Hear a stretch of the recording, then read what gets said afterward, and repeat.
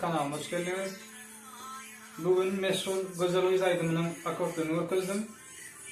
Akortlar la, sol, fa, sol, la görünüşünü diye. Ritmin biraz tiz ritimli diye. Ritmin öküzeyim.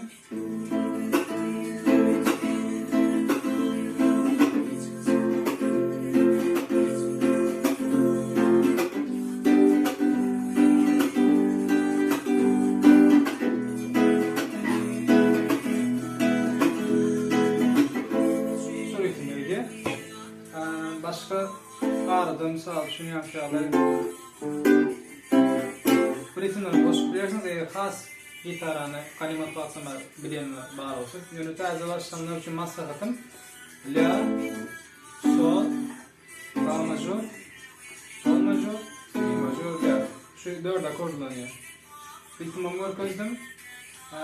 Videonu halanıyorsanız like koymayı ve kanalıma abone olmayı yazın çıkarma. Bundan sonraki videolarda haysaydım akortlarını koymamı isteseniz aşağıda belirtin. Hemen sağ olun, görüşürüz.